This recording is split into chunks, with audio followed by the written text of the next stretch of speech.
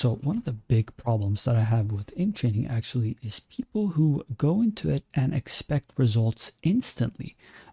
People will often say like, I did this for a long time and I did this. Why am I not seeing results? What's happening here? And the thing is that you're practicing aim and expecting results instantly when that's not very realistic. It's sort of like a very skinny guy going into the gym and expecting to come out like Arnold. It's just not going to happen. But if we look at it realistically, we can see that, okay, I have some core issues and we identify what they are. Maybe they're overflicking, bad tracking, something like that. And I want to fix this issue. How do I take the steps to get there, and how long will it roughly take? And the answer for most people, like I'm serious, maybe 99% of you guys, will be that it will take a long time. These people that you see that have a very short time in Aimtrainers, they get results quickly because their brain probably learns quicker or adapts quicker than other people. Some people are just naturally better at this and we don't know why. You can call it genetics, you can call it learning or being more adaptable, however you want to put it. Some people learn quicker than others. That's just the truth, even if you're doing the right thing or the wrong thing. So what can we take away from this? And it's very, very basic. The number one thing I want you to do is stop thinking about aim training in the short term. Stop thinking about how do I feel today? How do I feel tomorrow? Think about, how will this affect my aim a month from now? It's 3 months from now, 6 months from now. How will this change my aim? And how am I making improvements daily in smaller steps to actually get there? Instead of just, I used this today, I played this playlist today, how am I better or worse? Because that is a real result, but it's also a short-term result that you can't always rely on. And the second thing I want to touch on is actually about validating your own thoughts. I mean, usually most people that I aim coach are right about their mistakes. Like they'll have some form of hunch or some form of guess. It's just that they need a second person to take a look at it and actually like verify that what they're feeling is correct. And you need to start both with VOD reviewing and both with analyzing why you're doing what you're doing. So let's say you're overflicking and you're playing an overflicking playlist or something, a static playlist. Why is this helping you towards your goal? Is it just because I said so? Somebody else said so? How did this thing work? And break it down and validate your own thoughts. This is a really good tip for reality as well and outside of aim training. Make sure you're doing something that's working for you and not just because it sounds good or it sounds like it might work. And be ready to experiment and try out everything. Give everything an honest shot because you never know what might actually work.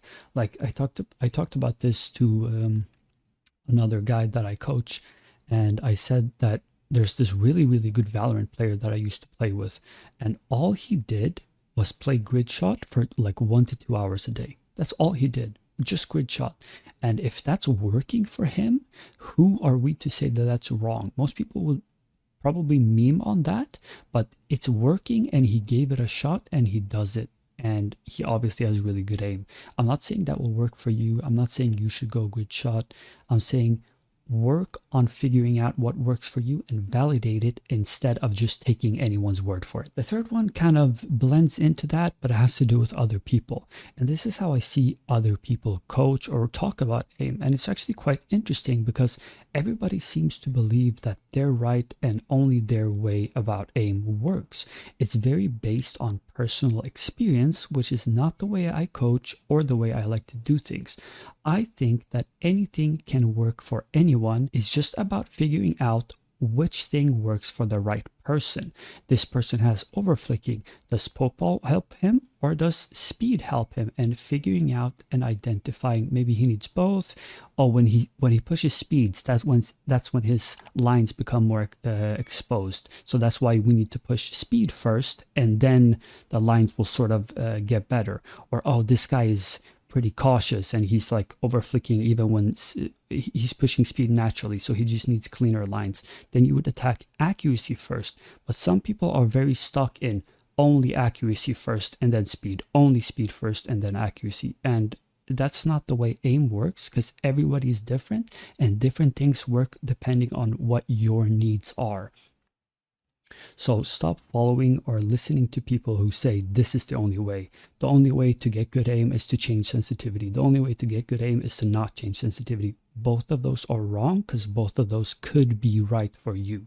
And that's really what all aim training, or even if you're going to take the step to go to the gym, it's very important to explore and figure it out. As we talked about previously, does this work for me? Yes or no. It's really that simple. The logic or reasoning that you have behind it doesn't matter at all. What matters is the results you're gonna get. Lastly, I want to talk about something that not a lot of people understand, and that is the importance of angles and variations. So one of my favorite playlist makers is actually a guy called Trippus. And the way this guy builds his playlist is kind of different from the way other people build their playlist. Because most people, if you go to a traditional, I don't know, Valorant, tracking playlist, whatever, it'll usually be 5 to 10 runs, which I think does have its place, absolutely. But the way Trippus does it is he does 2 runs per scenario in his playlist, and that allows for a lot more angles. So that's 14 scenarios for half an hour, and you can play 14 different scenarios. This means that if you're playing a wide wall scenario, you can hit different types of wide wall scenarios. And maybe later on this in the playlist, you want micros, so you can hit different types of micros. And maybe you want smaller scenarios or pressure scenarios or shrink scenarios, or like all this variety can then be thrown in. And the reason that this is important is because your brain actually learns from this variety. Especially I've learned, if you're a beginner, but everybody's different. Sometimes very advanced people learn also more from different variety. It's very, very different, and why I told everybody to explore. But the point is that in game, you're very, very rarely, if ever, gonna run into the same situation or the same mouse movement. It happens, obviously, but it's very rare. What does happen more often is new situations that you have to learn and adapt to and get better at. You're moving in a special way that you didn't move. He's moving in a special way. He's jumping now. You're not jumping. Stuff like this happens, and different variations and different angles all help to contribute to good mouse control rather than specific patterns or ways you move your mouse or character. And that's really what mouse control is all about. Can you handle how he moves? No matter what he does or you do, you'll still be on target and make it look clean and smooth. And I had a guy at aim coach come to me and say, if I just play naturally, will I progressively just get better? Isn't that true? Because some people are out there playing 7-8 hours a day and they're doing great, like let's take Shroud, for example. He's never touched it and his aim is obviously really good. And yes, for most people, they might progress naturally playing their game, or they will progress naturally playing their game, just not as quickly. And not only quickly, not as cleanly. Like you can very distinctly tell when somebody aim trains or not, because their lines will be so much cleaner.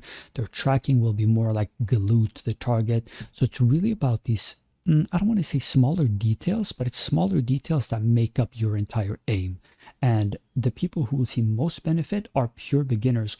When I see benefit, I mean like actual real improvement in their aim is like people who are very bad to becoming intermediate, or bad people to becoming intermediate. Advanced people will more than likely get better at consistently doing the things they're already good at, pretty much, and making it look cleaner. And that's what aim training is for. So if you're lacking consistency, you have like an overflicking issue, like everything is perfect in your aim, for example, hypothetically, but you have only an overflicking issue, then aim training can be really powerful. Or you're really bad, or you just want to get more. I mentioned consistency, right? Yeah, I did. So stuff like that. So aim training is absolutely worth it. Aim training is absolutely good, but you have to sort of figure out your flaws, what you need, and it's a bit of a process. And as we talked about in the beginning, you have to look at this on long term, because 1 hour in Kovaaks doesn't mean you have 10,000 hours in game all of a sudden. It's more like 1,000. It's more like 1 hour in Kovaaks might mean you have 2 or 3 hours in game, something like that. Just rough math in my head. So keep an open mind to all of this. Try your best, explore, validate your own thoughts, and don't expect results to come quickly unless you're naturally gifted. Also, the importance of angles and variation.